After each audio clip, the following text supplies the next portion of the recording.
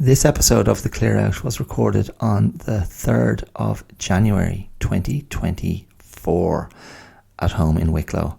And it is, very simply, very unambiguously, a review of my watching year.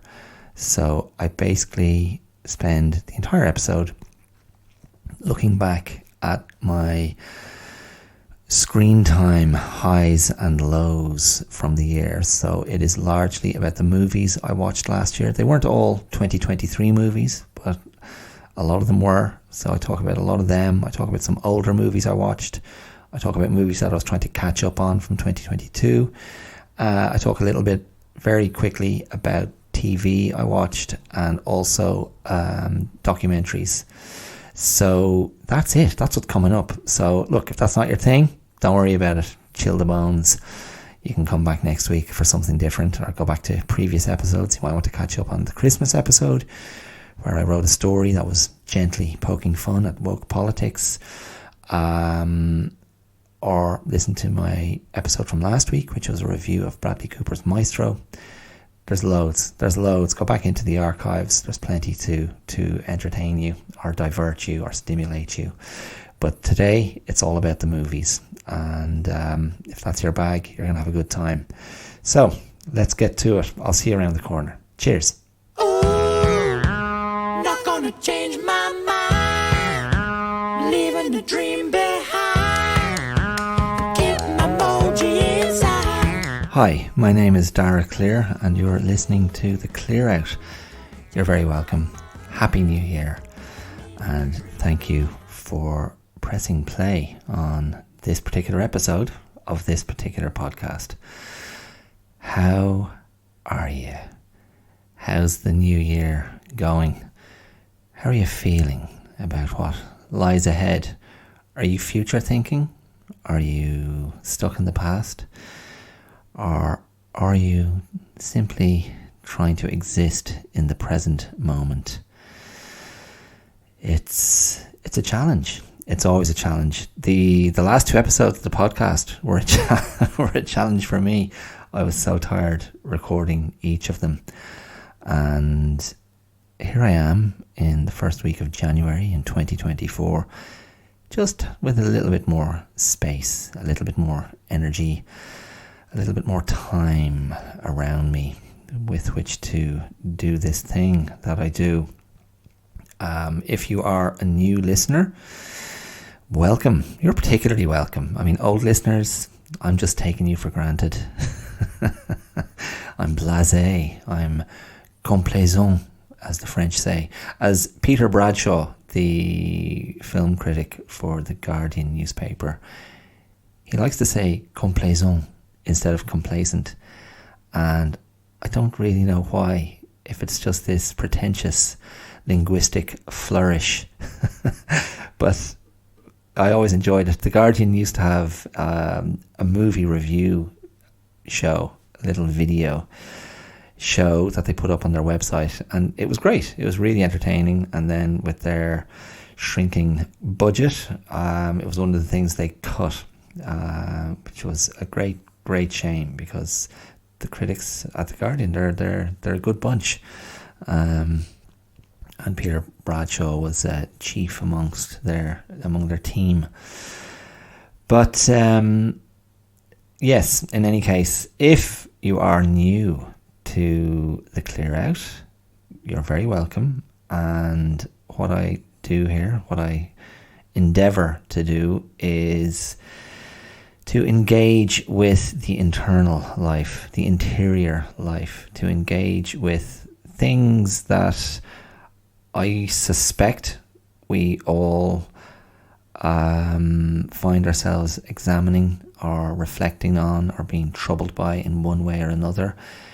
Fundamentally, the mechanics of trying to make sense of our lives, trying to make sense of ourselves, trying to push through and make decisions that enable us to thrive, but also looking at the importance of being honest about our baggage, our history, our traumas, our resentments, our failings, our blind spots, our blocks, whatever it might be. And it's all in service of a healthy, honest examination of what it means to try to live well, and not trying to over curate or over perfect or over present, but to do it in a pretty transparent way. And I say that, and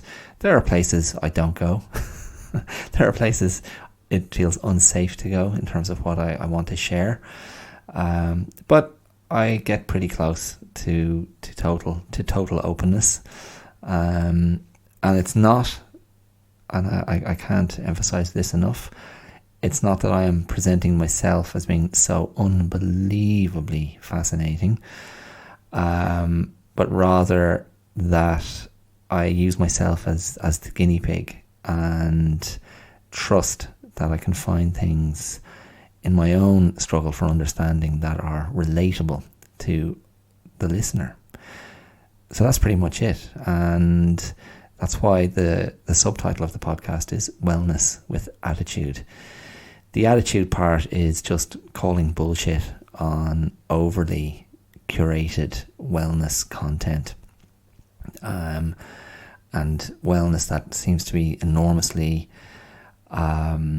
tethered to the aesthetics of wellness and the prettiness of wellness and the nice sounds and nice images of wellness. And I have virtually no interest in that. I don't buy it. I find it incredibly phony. I distrust it deeply. I just think it doesn't exist fundamentally. And to me, wellness looks like something else and sounds like something else that I think we recognize when we hear it or come across it or engage with it. It's something that's more authentic, because I think we're smarter than that. And I think a lot of online content it's really just pacifying pablum that sits us down on our bums with a bottle of milk in our mouths, and we just suck like little babies who have been pacified. And I'm really, I feel I spend too much time looking at my phone, looking at devices, scrolling, swiping, tapping, clicking. And if I have any resolution this year, I think that'll be one of them, to just do that much less and engage in the real world. As much as I do obviously spend time every week doing this podcast, and then force myself onto social media platforms to promote this in the most rudimentary way. And maybe I need to change that if I'm serious about trying to grow my audience. But I'm more concerned with producing an hour of a show that is of interest to whoever might come along. So, that said, this episode is basically going to be my review of my watching year because I have a lifelong interest in, love of, obsession with movies, mostly English language movies. And it's not that I don't watch world cinema, as it's often categorized, but I just find myself watching mostly American and English, Irish movies. So don't judge me too harshly for that. And it's also because my background is I trained as an actor, and so it's always been there. It's always been part of my life, the watching of, the consumption of movies.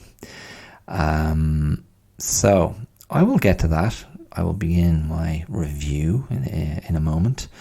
Just quickly, a word from our sponsors. I don't have any sponsors. No, a word. If you listened to the last episode where I discussed in some length and with spoilers Bradley Cooper's Maestro, I also mentioned at the top of that episode that I was getting ready to have a big birthday party here at #blessed, where we live. Myself, my wife Kiara, our daughter Maeve, the cats Ruby and Marlon, the dog Pepper, the chickens. I'm going to struggle to remember the names of the chickens. Uno, Bluey, Bob Ross, Charlotte, and Bobo. There you go. I remembered. I haven't fallen into the senility ditch just yet. In any case, last week I had a big birthday party here for my 50th birthday. I turn 50 next week. Well, actually, I'm recording this on Wednesday, the 3rd of January. So I'll be turning 50 in 4 days' time. But as I mentioned, I think last week, nobody in the Northern Hemisphere wants to party in January. So, yeah, we had a great day and lots of lovely people came, and it was perfect. It was absolutely perfect and just really nice to get a big group of people, friends and family members, new friends, old friends, childhood friends, friends from different spheres of my life, friends of my wife's as well. And we had great food, and just the feedback was just like, wow, just such lovely vibes, such a good atmosphere, such lovely people. And what can I say? I'm grateful. That's it. You just have to look at that and look around a room and see these different people who've been in your life, and they're there to acknowledge a friendship, a relationship, a history. And I think the appropriate response is just to say thank you. And it was great. I was exhausted. My wife was exhausted. She'd been sick all Christmas. Our Christmas hasn't been that Christmassy this year because both my wife and daughter have been laid low by illness and are just bouncing back now. My daughter particularly, it's like some transformation happened in the last 48 hours and she is bouncing off the walls and doing her utmost to unhinge me and destroy me and make me crack, and she's doing it with such gleeful wantonness. It's I'm furious with her and laughing my head off at her at the same time. I'm like, okay, there she is. My daughter's back, and it's just fantastic. And I just feel sorry for her that it's coming with only about a third of her Christmas holiday left. But yeah, we'll make the most of it. The bounce back. So, where to begin with this? This review of the year. I watch a lot of movies through the year, mostly streaming. There were quite a few trips to the cinema this year, which was nice. Mostly I've taken in movies, some shows, some documentaries, and 2023, there were a lot of good movies, particularly in the second half of the year, I feel. But some of the movies I'm going to talk about are not necessarily 2023 movies, because I watch a lot of old movies as well, and sometimes I'm just catching up from the previous year. That's going to be the case this year. There are movies that came out in 2023 that I just didn't get to and intend to watch. But I'm going to jump around a little bit, and maybe I'll start with kids' movies because, we take in quite a few kids' movies. My daughter has, whether it is a direct inheritance at this stage, she's 10, she loves her movies. My wife doesn't so much. She used to watch more in the past, but my daughter probably has, she's definitely been influenced by me. So we take in a lot of kids' movies, and we got to the cinema a few times this year. Yesterday, in fact, we went to see Wonka, the new Willy Wonka movie, the Roald Dahl creation from a million years ago. Charlie and the Chocolate Factory, which was, I think, made in 1971, was the original movie made from that book. And I'm just hesitating now. Is it called Charlie and the Chocolate Factory, or is it called Willy Wonka and the Chocolate Factory? I think it's Charlie and the Chocolate Factory. For me, that's still the one to beat. Gene Wilder, with whom I always felt an affinity, if that's not too arrogant to say so, just because he was red hair and liked being funny and silly and wacky and zany. And I thought that was my path as a kid. I thought, yeah, I'm going to be a funny man. I'm going to be a clown. And I just thought Gene Wilder was the man. And I still love his Willy Wonka, tinged as it is with this sort of unmistakable sadness and I almost misanthropy. And so it was remade, I think, in 2005. Tim Burton did a Willy Wonka movie with Johnny Depp. Dreadful. Johnny Depp, in this, I guess in the second half of Johnny Depp's acting career, he has just become one of the most uninteresting actors in the history of acting. Everything he does, he's just so locked in to his performance. His performances, to me, are so dead. They have no life in them, and it's just like a rictus of acting. And Willy Wonka was very much that. He likes to play these very stylized characters, just like his Mad Hatter. Also Tim Burton in Alice in Wonderland. Just like Whitey Bulger in I can't even think of the name of that movie, the kind of gangster movie he made a few years ago. Just not interesting. And I mean, I rewatched Donnie Brasco earlier this year, which is from the mid-90s, with Al Pacino and Johnny Depp as the title character. No, wait, is he? Oh, for God's sake. Anyway, Johnny Depp's an undercover cop who infiltrates the mob based on a real person. And yeah, he was just doing much nicer work back then. Al Pacino's performance is absolutely brilliant in that movie. Just such an inveterate loser. And yeah, just a reminder, I think, of Pacino's range as an actor and his lack of vanity as an actor. Really, really well worth revisiting for his performance. There was another Pacino movie I watched, another old Pacino movie I watched this year. And Justice for All, from, is it the very late 70s or the early 80s? Sort of a very strange, satirical comic drama, a dramedy with Pacino as a kind of a strung out attorney, fighting against the vagaries of the American justice system. Jack Warner as a judge who, at different stages is in very strange scenarios. At one point he appears to walk on water after crash landing the helicopter, and at another stage he's sitting high up on a ledge on the outside of the courthouse building.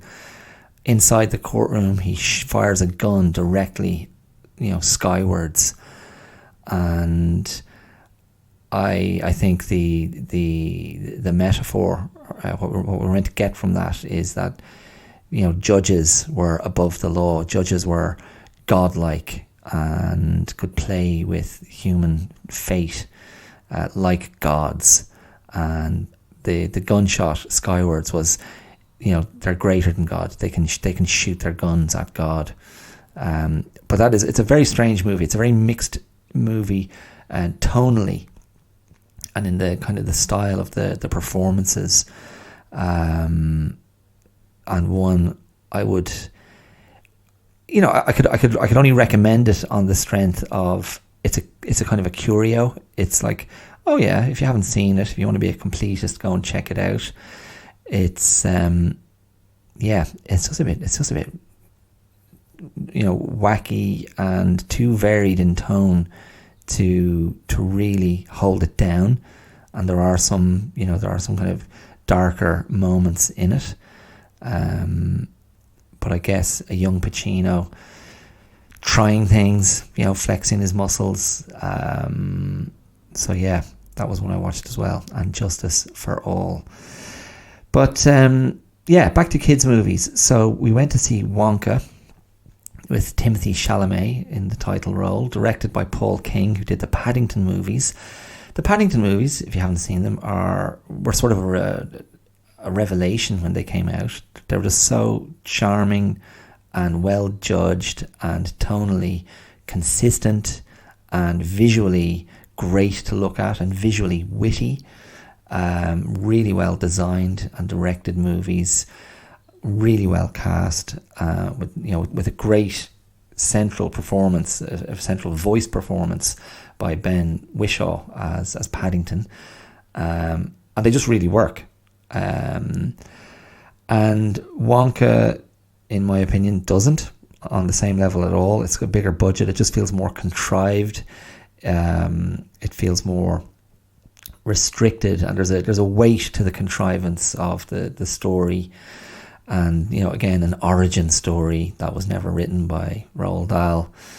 And Timothée Chalamet is, he's fine. He's serviceable. I'm not his biggest fan, but there's just something lacking in his interpretation of the Willy Wonka character. There's just not enough devilment or mischief or anarchy, and I'd be looking for the seeds of the Gene Wilder character in that performance, and maybe that's, I don't know. Why do it? It's a musical. The songs are okay. There's some, Olivia Colman is in it. She's very funny. Michael Keegan. I was going to say Michael Keaton. The other half of Key and Peele. Is that right? I always get those guys' names wrong. Jordan Peele is the director, and it's his partner from that sketch show. He's in it. He's quite funny, although his character's journey is not that funny. Compulsive chocolate, a corrupt policeman who's a compulsive chocolate eater and gets bribed by a chocolate cartel to do away with Wonka, and he just gets fatter and fatter as the movie progresses. Quite a nice cast of mostly English actors. Olivia Colman, as I say, very good. But yeah, I don't know, like these big budget children's movies, they just keep on going more is more, and it's not.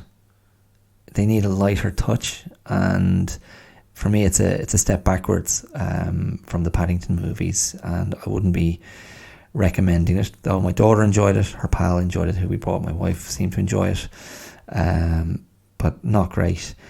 We saw The Little Mermaid earlier this year, the live action Little Mermaid. Again, more of the same, a great central performance by the young actress playing Ariel, the mermaid.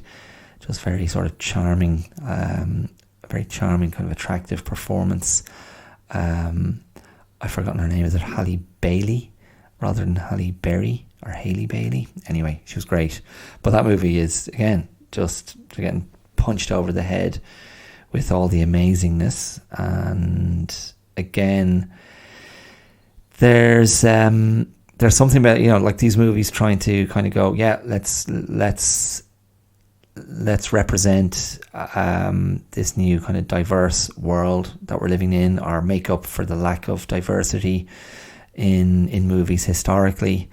And I guess it's hard for that to feel organic. So sometimes I get a bit distracted by that, but I've no issue. I think, yeah, great. If these were actors who weren't getting work before and now are, and they're very, very good, they deserve to be seen, they deserve to be out there, and that's a good thing. But the stories that have been written are just not that interesting. What else did we see? We saw the Trolls. Was it Trolls 3? The most recent Trolls movie. Dreadful. Really not good at all. just full of tonally weird jokes, allusions to kind of sex and stuff. You know what? Elemental, the Pixar movie, again, not good. Just kind of derivative of earlier, better movies that they've done, particularly, Inside Out. And also it was evocative of Zootopia, which was looking at this same idea of sort of not segregation, but kind of, racism or prejudice. In Zootopia, it was carnivores versus herbivores. In Elemental, it was the elements, water versus fire in the case of the main protagonists. Just a bit muddled, even though visually really quite beautiful at times. But I know shortly after we saw that movie, we watched Coco, the Pixar movie, and like the first 5 minutes of Coco are better than all of Elemental. Just the cleverness and the wit of the storytelling, the simplicity and clarity of the storytelling. Really, really good. We saw Puss in Boots 3, The Last Wish. That was really good. We saw that in the cinema as well, and very, very good, and a really nice dark element to it, with Puss in Boots facing his own mortality and death in the shape of a curved sword wielding wolf. Was really, really good. Voiced by the actor who played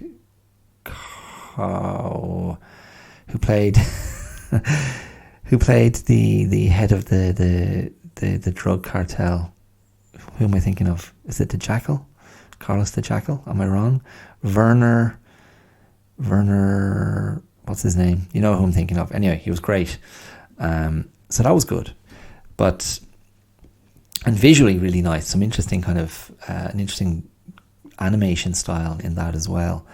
But I think the most interesting kids film we saw this year was a Netflix movie called Nimona, which brought in a little bit of the let's bring our characters into the modern world. There was a protagonist who was gay and a failed sort of elite warrior who had to regain his honor, and assisted by a shape-shifting creature who brought the sort of the comic beats, but a pacey, lively, fun kids animated movie. Really, really good. Just had something about it.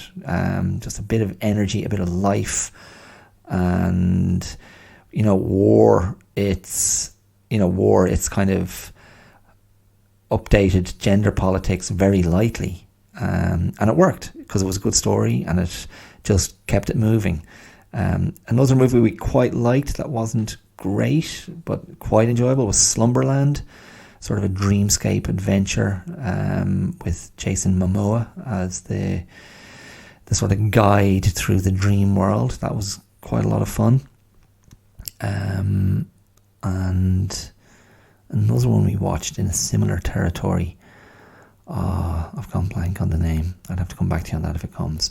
Anyway, they were kids' movies that we enjoyed. Kids' movies that we watched, not all great. Other movies that I was kind of catching up on from the previous year. I mean, I watched The Whale, Darren Aronofsky's The Whale earlier this year. I spent a good bit of an episode talking about it. I didn't rate it at all. I didn't like it at all. I just did not like the journey of that character played by Brendan Fraser. I just thought it was, I don't know. It was just, look at the fat man. Look, he has a heart. He has feelings, and that seemed to be the story. This big, obese man with a broken heart has humanity. And I just thought this isn't interesting at all. And it was particularly uninteresting in that was clear in the character from the very start. So I didn't care for it. Baz Luhrmann's Elvis I came to and I had to turn off. I couldn't keep watching it. I thought it was dreadful. I thought the music sequences were great, but otherwise, no, it didn't engage me at all. So, no thanks. Damien Chazelle's Babylon, on the other hand, I thought was absolutely extraordinary and gripping. This sort of, a movie that is a relation of Singing in the Rain, because it's about the kind of the end of the silent movie era, or we go from the peak of the silent movie era in Hollywood to the coming of sound and the impact that had on the stars of the silent age. And it just featured some really great performances, particularly by Margot Robbie and Brad Pitt, who were stand-ins for some of the great stars of the time. But just brilliant. And one of my favourite scenes of the year, even though it was a 2022 movie, was the attempt to capture sound, the right sound for a scene with Margot Robbie that had everybody just on the verge of total collapse, catastrophe, explosion, disintegration. Really just a great scene. And other great scenes, a great opening sequence, this Hollywood kind of hills or outer Hollywood desert mansion hosting an orgy. Just an absolute, decadent, debauched night of excess and pleasure for the opening kind of sequence of the movie. A dark, scary, nasty, vicious journey into the caverns under Hollywood, led by Tobey Maguire as like a cave, with the appearance of a cave dwelling Gollum-esque gangster with notions of buying his way into Hollywood movie making. Yeah. And then the final sequence of that movie, this extraordinary, flex is the word that's used nowadays, but this extraordinary, kind of surreal sequence where the one of the main protagonists, who's I think is he Mexican? I've forgotten the actor's name. Like, he's kind of our witness to everything throughout the movie, and he returns to Hollywood, in later years after getting away from all the excess and the madness, having risen high in the chain. But he comes back and he sits down in a movie theatre, and suddenly this kind of medley of clips from the world of movies plays out in front of him, bringing him right up to the modern day. It's if you don't go for it, if you don't go with it, you'll hate it. But if you let it wash over you, it's evocative of the Broadway melody in Singing in the Rain. It's also slightly evocative of the end of 2001: A Space Odyssey, I thought. Just this, mind-bending trip into other worlds, but audacious from the director. So that was, if you still haven't seen Babylon, make it your business to check it out.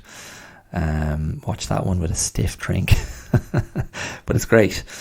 But yeah, the kind of the movies that really stood out for me this year were some of the really big, obvious hits, like Oppenheimer, which I spoke about on the pod earlier, last year when it came out. The nuclear bomb drama, the first 2 hours of the movie, all about the science, the creation, the journey to making the bomb, and in the last hour, this kind of tribunal excoriation, evisceration of Oppenheimer by his enemies. Brilliant, I think, and I look forward to watching it again. I've only seen it one time, but I really, really enjoyed it. I really enjoyed the Robert Downey Jr. performance. I really enjoyed John Wick 4, the Keanu Reeves action series, directed by Chad Stahelski. Just some amazing action sequences with guns and martial arts, and just glorious visuals, and a brilliant villain in that movie, played by one of those Skarsgård brothers, Alexander's younger brother, isn't it? Who played Loki in the Vikings. Very, very good. Is it Bill Skarsgård? Is that his name? He was also, I didn't see it, but he was wasn't he the clown in the remake of Stephen King's It? I think so. But if you want to see a very stylish, dapper villain, John Wick 4 was worth the price of admission for that alone. A favourite of ours last year, I took my daughter to see Are You There, God? It's Me, Margaret, directed by Kelly Freeman Craig. That was the movie version of the Judy Blume novel, a beloved staple of female coming of age. A book that was written, was it written in the 70s, I guess. And the movie was just an absolute treat. It was just so well directed, so sure of its tone, such lovely acting performances, really beautifully designed, great performances by the young women in the cast. I can't remember the actress who played Margaret, but she's a delight. Great performances by Benny Safdie and Rachel McAdams and Kathy Bates in particular. Just a really, really good family drama, a coming of age story, as I said, and just tonally hit its marks so well. Again, another one of my favourite scenes of the year would have been in that movie. I think the scene where Margaret's pal, who is the sort of, the queen bee, uber confident, always presenting herself as more mature, more advanced, more switched on and tuned in than her peers, always kind of gently mocking her peers, including Margaret, and they're out to dinner in the city. And, a huge plot point of the movie is each of these young girls is waiting to have their first period. And, it's kind of like, come on, let's get this done so we can kick on and become more physically mature and get on with, becoming more successful and confident in our lives and with boys. And the stakes couldn't be higher. And this girl, the queen bee, has let on that she has got her period already, but she was lying. And they're out for dinner with Margaret is there with this girl and her family at a restaurant, and the girls go to the bathroom, and she's in her cubicle, the queen bee, and she starts to get her period, her first period, and she is terrified. And again, I can't remember the young actress's name, but she does such a good job, and your heart just breaks for her, because the vulnerability and the terror, and her being exposed as well for being just as vulnerable and young and afraid and inexperienced as the rest of them. It's just a brilliant and brilliantly handled scene. Really, really well done. So that was an absolute winner. We saw that in the cinema, so that was lovely. What else? Barbie. I didn't speak about Barbie. I was a bit about Barbie, and I don't know if that's a shocking. It's hardly a shocking position, because I don't think when Greta Gerwig made Barbie and wrote the script with Noah Baumbach, I don't think they were thinking 50-year-old white men. That's who we need to get. That's our target audience. That said, I mean, I was a huge fan of Greta Gerwig's other two movies that she directed, Lady Bird and Little Women, which I watched again over Christmas and bawled my eyes out at all the right moments, and maybe some of the wrong moments. Again, close to a perfect picture, close to a perfect movie, I think. And I just couldn't see the point of Barbie, even though it was all very wink wink, all very meta, all very postmodern, all very we're in on the joke, all very this is what Barbie represented, let's reclaim this. Again, Margot Robbie as Barbie, I don't know what to say. I mean, she is lovely to look at. I think she's a really good actress, I suppose. I mean, I haven't seen her do anything that I haven't thought, yeah, she's really good. Particularly if I think of I, Tonya. I really, really enjoyed her in Tarantino's Once Upon a Time in Hollywood. And obviously in Wolf of Wall Street as well. She's really funny in that. And, you know, very overtly sexy as well. I mean, she's a striking looking woman, and that's, you know, it's part of her charm, but she's got something else as an actress as well. And in a way, I don't know. I don't know. I just don't know how interesting it was. I mean, you know, Barbie, it's a comedy, I guess. Will Ferrell was the funniest thing in it to me. Ryan Gosling was very good when they arrived in the real world and he realised, oh, men have power. That was funny. But I was bored until then, and then I was amused. But, you know, whatever. You know, best to look to it. I don't know. I mean, if that was Greta Gerwig writing in service of girls, of women, of feminism, it's like, well, okay, I'm getting everything I need from Little Women. I'm getting plenty from Lady Bird. You know, they're great kind of girl power movies, I think. And Barbie, yeah, I was just a bit like, yeah, I was kind of indifferent to it. So there you go. That's my Barbie take. You know, think of it what you will. Past Lives I spoke about. That is the movie about the young Korean kids who were really tight as kids, and then she is a boy and a girl, and she moves to Canada and then to New York, and they reconnect later in life online, and then he goes to New York to see her. She's married. It's this, you know, relationship drama over time. It's about roads not taken. It's about the spaces people occupy in our memories, in our hearts, in our emotional memories, their significance, their lasting impact, and it's just a really beautiful and very romantic movie,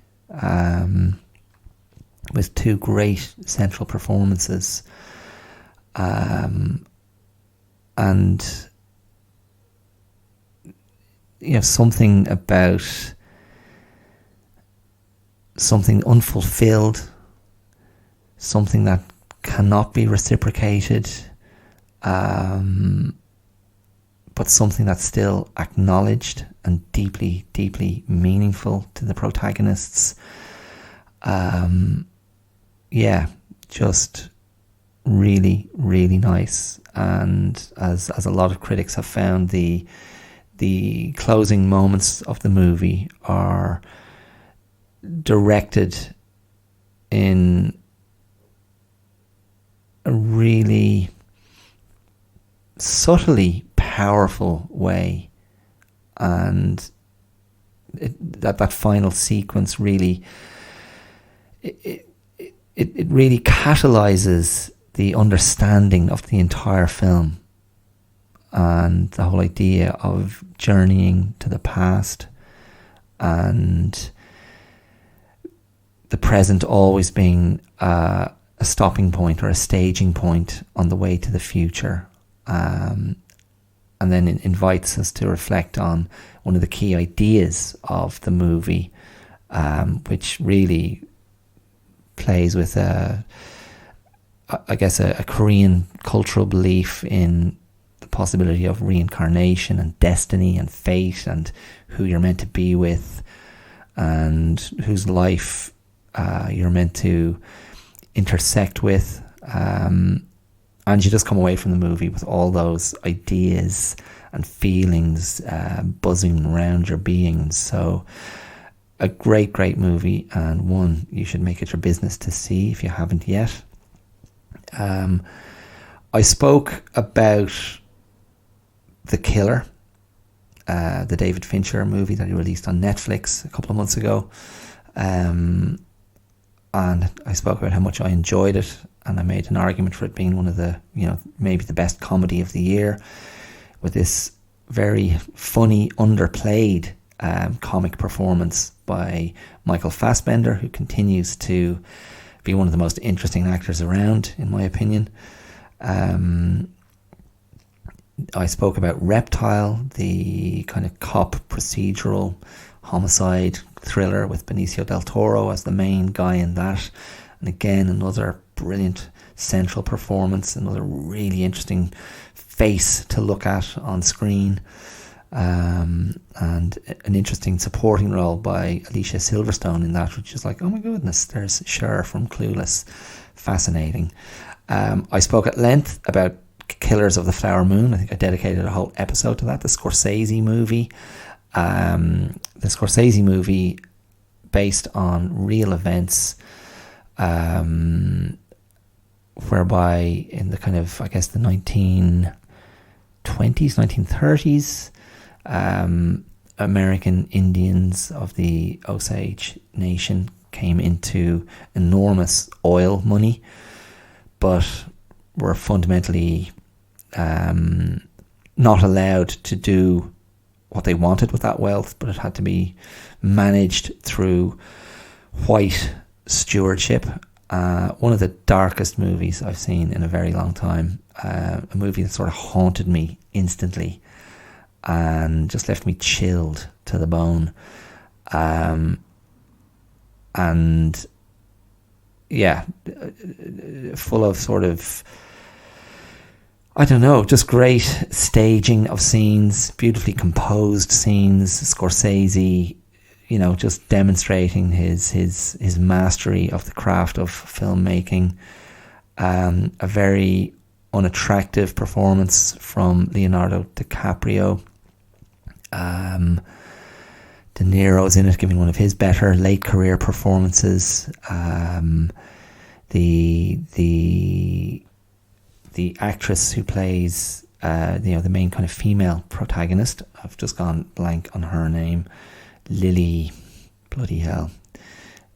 Anyway, she plays the American Indian that DiCaprio ends up marrying, and she is just brilliant in the role and holds her own, and has this extraordinary quality of stillness and interiority that invites you in with these eyes in which depths of meaning dwell.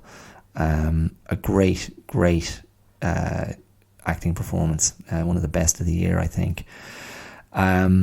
And again, one of my favourite scenes from that movie was just this final scene, the last shot of the movie, which is this kind of aerial shot of a ceremonial dance from contemporary Osage indigenous people. And I found that, the most moving part of the film, the demonstration of culture, of survival, of cultural defiance, of the kind of ownership of identity, of honouring the past, of trying to keep something vital and alive in the face of a history of dispossession, of murder, of rape, of criminality, of horrible planned extermination, which the movie captures. The movie captures it in a way that is just gut-wrenching. That was my experience watching it anyway. But yeah, really, really kind of, a great cinema achievement, I think. What else? Oh, Avatar 2, not interested. So James Cameron's Avatar 2 came out and I just glazed over. I just thought, CGI to the max. My wife and daughter went to see it in the cinema. They loved it. I enjoyed Avatar when it came out in whatever it was, late 2009, early 2010. I remember seeing it in the cinema and enjoying it a lot. I don't know. It just didn't engage me at all. I just walked away. I couldn't keep watching it. I was just like, yeah, whatever. Creatures, explosions, guns. This spaceship goes down. This person jumps over this exploding thing. They just looked like cartoon characters. I wasn't interested at all, and it just left me completely cold. I got to see Tar this year, Todd Field's movie about a malign, toxic, hugely successful female conductor, played brilliantly by Cate Blanchett. I mean, she doesn't really put in bad performances ever, does she? But Tar is great, and when you watch it again, knowing how sort of haunted and dark and twisted she is, it's more enjoyable. And the movie ends with, I think, one of the great punchlines of any movie. Just fantastic. Just such a compelling, twisty movie. And two of my favourite scenes of movies I saw last year, that end sequence, that end scene, which is, as I say, the punchline of the movie, the punchline of her fate. But there's a scene early in the movie where she is giving a sort of a conducting masterclass in, I think it's Juilliard, so conservatory with aspiring composers, conductors, and she just walks head on into woke politics and goes on the all-out attack and destroys a student who is so triggered and offended and feels transgressed upon by her unequivocally sort of unsympathetic stance, where she sort of intellectually rips apart the very thin end of woke politics, where the prioritizing of safety and of sort of moral superiority completely blocks out the pursuit of art. And I'd nearly make it prescribed watching for anyone who is unclear about the dangerous end of woke politics and cancel culture. And as I've said, I don't consider myself in any way iconoclastic. I don't consider myself unsympathetic to the genuine kind of suffering of people who feel they've been shut out or excluded, or being the victims of prejudice, of racism, of homophobia, of transphobia, of anti-Semitism, of whatever it might be. They're not, I don't have those experiences, and it's not for me to go, that's not true, or that didn't happen. I kind of go, yeah, I believe you. But when we all start putting our subjective experience as the the kind of the benchmark of what's tolerable. We are in very, very, very treacherous territory. And that scene in Tar, just, brilliant. And because I'm speaking about Tar, I have to speak about the movie I spoke about last week, Bradley Cooper's Maestro, which, as I said last week, I thoroughly enjoyed. I've watched it a third time since last week's episode. Visually and hourly, one of the most enjoyable films of the year. An absolutely committed movie, like committed performance by Bradley Cooper and his impersonation, his inhabiting of Leonard Bernstein. I think a great acting performance. I think Kerry Mulligan is excellent in it as well. The shot composition choices, where he puts the camera, so interesting. Some of the flourishes in the storytelling, the soundscape. I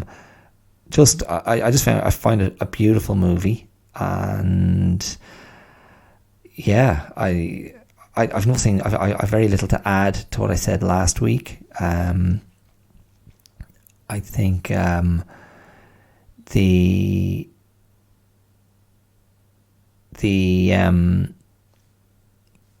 what was I going to say? I was thinking the only other thing I was going to say about it was it's interesting that his two movies, so the two movies he's directed, so A Star is Born from a few years ago with Lady Gaga, the remake or reinterpretation of the movie that's been made 4 or 5 times in the history of Hollywood, and now Maestro. So he's playing these playing these men who are very talented, sort of brilliant in their way, but very flawed, have kind of some deep personal flaws / demons. And he, as an actor, and as well as a director, he's making the choice as well. He's portraying them in very unambiguous ways with no vanity. Now, I know there's an argument that you can go, well, that's also a type of vanity when actors go full on for the ugly side. And you've heard me say before, if you've listened to the show, that I can't stand actors who always try to be cute, always try to be attractive. Never kind of can never turn off their charm function, because they can't stand the idea of not being liked by the audience. I think that's a very unattractive character trait in an actor. It's like, just be real, just be bloody real. But Cooper, particularly as the aging Bernstein, one of those later scenes, where he's basically like a sexual predator, just enjoying this power, and he's unapologetically kind of sexualized, and it's kind of repellent, but also brilliant. And I found like kind of car crash, the whole idea of I can't take my eyes away, and as Jackson Maine, he does that as well. And it just made me think a little bit about Mel Gibson and Mel Gibson's directorial works. So he I can't remember if he did. I think he did. He directed The Man Without a Face as the horribly scarred author who befriends and mentors a young, was it Nick Stahl? Again, mid-90s movie. And he went from that to Braveheart. And in Braveheart, of course, that ends with him being hung, drawn and quartered. Very sort of, I was going to say very viscerally, but of course that literally is it. His viscera are pulled out. And then The Passion of the Christ in the early 2000s. And again, okay, he's not on screen, but Jim Caviezel as Christ getting his flesh shredded by the most vicious flogging by the Romans, and the weight of the crucifix, and it just occurred to me last week when I was talking about the movie on the pod and thinking about it afterwards, just this idea of the actors who just want to show you how much pain that can be in that they can endure, and how much ugliness they have within them. I mean, Brando had that as well in his psyche, I think, as a performer, and particularly as he became bigger. But I'm trying to think, what was the Brando Western, One-Eyed Jacks, is it, with Carl Malden, and isn't it Brando gets the whipping in that? So again, it's the let me show you what I can endure, let me show you how I can suffer. It's it's I think it's a particular thing, a kind of a masochistic vanity that's quite ostentatious. So I just found myself wondering, where is Bradley Cooper going to go next after those performances in those movies, both of which I rate really, really highly. They both get me in certain places. So yeah, great stuff, I thought. So one more from this year, one more movie. I don't know if you've had a chance to see it, but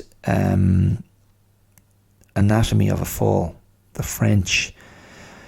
I guess it's been described as a legal thriller, but it's kind of a murder mystery / courtroom drama / relationship drama, family drama, and written and directed by Justine Triet and starring Sandra Huller. A really, really interesting movie. Very slippery and elusive in a very kind of in a very straight way. Like we must go on this journey with the main character, who's a successful writer who's been accused of murdering her husband after he falls to his death in their chalet in the Alps. He falls out a window and is found dead on the ground by their son, who is visually impaired. And we just go on the journey of her being investigated and indicted, and then going through a murder trial. And we're looking at the French legal system, and we're looking at the nature of memory and subjectivity, and what can be trusted and what can be proved. And the three standout performances for me were of Sandra Huller as the protagonist, of the French prosecutor who really goes after her in court. He's like a very sarky, smart, arsey Simon Pegg, but French. Is it Antoine Renard? Is it that actor's name? I'm not sure if I've got that right. And then the young actor who plays the son is just brilliant. He's just brilliant as this young kid who's like, I think 11. The character is 11, and he just has this almost unsettling self-possession and intelligence and grasp of the situation, and his contribution to the trial is really central. But it's a really, really interesting movie that I felt just adheres to this kind of through line with a sort of a cold assuredness. So it's not a movie of hysterical highs and lows or big dramatic sweeps. And this, you heard me moments ago saying, just be real, don't go cute. And Sandra Huller, I think is just brilliant, playing a very believable character and not signposting too much, just being really believable as this woman to whom this has happened, or and maybe she's responsible, and that's this kind of ambiguity and this kind of tension and unease that's always kind of bubbling throughout the movie. And yet I found her a sympathetic character, but I also found her husband sympathetic in flashback, because you're looking at, a marriage with history, and even though we see some explosive, we see an explosive moment in the history of their marriage, that is very germane to the story. I found myself looking at it and going, yeah, that's coming on the back of many, many years of struggle, of unhappiness, of disenchantment, and it just felt so well written, and it's so well acted, and it's just so believable.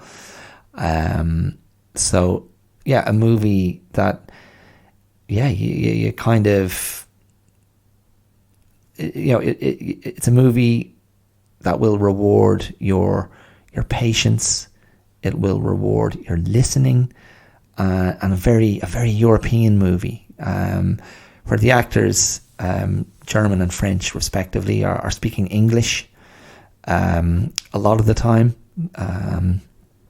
and that's to accommodate the fact that they're making a concession to her being German, and she wants to speak English as the common language of kind of Europeans. It's a neutral language. And there's dimensions to that as well, in terms of interpretation, in terms of what can be understood, in terms of representing her truth. And also her character is someone who blends reality and fiction, and writes kind of auto-fictional novels that have been very successful. So yeah, just it's a slippery, very grown-up movie, and just welcome as we kind of we've reached 2023. Seemed to be the kind of the death knell on spandex movies, of superhero movies, where they sort of lost their purchase on the popular imagination.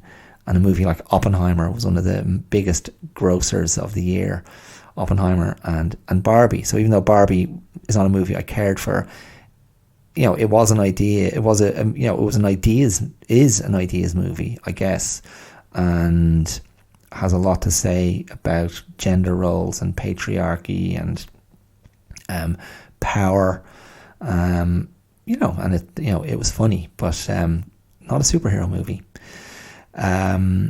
So yeah, Anatomy of a Fall, another one to definitely check out if you haven't. And a shout out, also one last shout out to another 2023 movie, which was the Jennifer Lawrence, sex comedy is how it was presented, No Hard Feelings. For me, an uneven movie with some great moments, and again, two of my favourite scenes of the year in a movie, which was basically a central sequence in the movie, and a scene where Jennifer Lawrence is out with out on a date with this young man whose parents have employed her to seduce, basically, and help him come of age sexually, because he's a little bit, neurotic and nerdy and insecure, and they're worried about him as he's about to head off to university. They want him to be a man of the world. That's the premise, and she's a young woman herself in need of a financial boost, and they promise her a car. That's the plot. The car is going to be her payment. So they go on this romantic night out, and they're in this restaurant, and as a romantic gesture to her, although she kind of cajoles him into it, he goes to the piano in the restaurant and plays this great version of Hall and Oates's Man Eater, which again, one of the gags in the movie is he thought the song was about a monster, a monster that ate men, and he just does this fantastic version of the song. And Jennifer Lawrence just has this kind of moment of hearing the lyrics differently and truly for the first time, and it's really lovely because, again, I think Jennifer Lawrence is a really good actress. I find her a great actress to watch. I like the what she brings to her characters. She brings an authenticity. She brings something gritty and real. But that scene in the movie is followed by them having a row, and then they end up at a party of his peers, and she kind of crashes the party to find him, and she walks into, again, the woke landscape and starts triggering people with her insensitivity, and she's being filmed, and it's just a great comic sequence of her going, what the hell have I walked into? Who are these people? And everyone treating her like she's 80 years old, even though she's, I don't know what, in reality, 8-9 years older than them. But two really, really well done scenes. Very, very funny. Apart from that, that's kind of the movie wrap up of recent releases. There were older movies I looked at. William Friedkin's Sorcerer and To Live and Die in LA, both great. Paul Schrader's Hardcore, George C. Scott trying to track down his daughter who's fled a conservative home life to end up in the porn industry in LA. Really kind of interesting. I rewatched The Talented Mr. Ripley for the first time in a long time, Anthony Minghella's mid-90s movie, which just was a who's who of the best young acting talent of the time. Jude Law, Gwyneth Paltrow, Philip Seymour Hoffman, Matt Damon. What a great movie. Such a good movie. So much better than I remembered. So much darker than I remembered. Matt Damon, so sinister and creepy. Yeah, just excellent. So good. It was just such an enjoyable rewatch. Billy Budd, the naval drama with homoerotic undertones and overtones featuring the young Terence Stamp. I revisited that. I also looked at Last Night in Soho by Edgar Wright, which also has Terence Stamp in it. And, that's a very... a very interesting movie with a good central performance by the actress whose name I can't remember, as a girl who's obsessed with the 60s and ends up in London fashion school, bullied and lonely, but starts visiting 60s London in her dreams, and it gets very dark and turns into sort of a horror thing. And you've got Terence Stamp in it, and you've got, I think, one of Diana Rigg's last performances. This kind of these direct links to 60s London, 60s movies. Just lots of nice touches in that movie. Yeah, really interesting. And yeah, as usual at Christmas, my year ends with me revisiting my Christmas favourites. I haven't got through all of them yet. It is only the 3rd of January, so I've got a few more days to justify watching Christmas movies. But yes, the aforementioned Little Women, Weep, Weep, Weep. Also, The Bishop's Wife, and also It's a Wonderful Life. What else? Some of the children's ones. Arthur Christmas from Aardman Studios is always good value. We rewatched Elf at one point. I'm so on Elf, although Will Ferrell is kind of irresistible. Yeah, and other ones that I've kind of passed by while my daughter was watching that I don't particularly care for. So The Shop Around the Corner is still on my list. I will be watching that. Yeah, so yeah, that's kind of it. that's kind of it for movies. TV this year, Succession. I mean, last year, 2023, Succession, the last season of that. Beef was very good. Stephen Young was kind of a revelation to me in that show. At war, as a embattled Korean guy in LA, just not quite pushing through and making a success of his life, and coming up against Ali Wong as a super successful woman from the other side of society, and just getting locked into this intense, rage-fueled war with her. But again, pretty out there, pretty extreme, but goes on such an interesting journey with those characters, and some great acting. Really, really good. Beef. Killing Eve, I finally started to watch. I got through a season and a half of that. Jodie Comer, excellent. Sandra Oh, really good. Again, tonally a bit funny at times, but good. Watch some of the kind of the Shrink spoof series with Jason Segel, Shrinking, with Harrison Ford. I always find myself wanting to look at a bit of Harrison Ford. Watch some of that, it was quite good. The Night Agent, I got through a few episodes of that. Not that interesting in the end. And then documentaries. The Bill Russell documentary was probably my favourite of the year.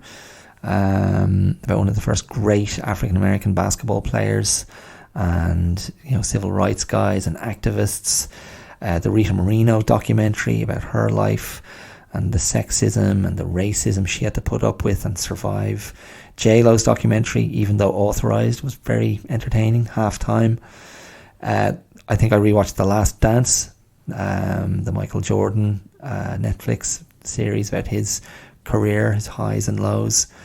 The Wham documentary, the Beckham documentary, the Robbie Williams documentary, all a bit mixed. The Schwarzenegger documentary, also mixed, didn't entirely trust that one. Wanted to kind of get under the surface a bit more. And I think that's it.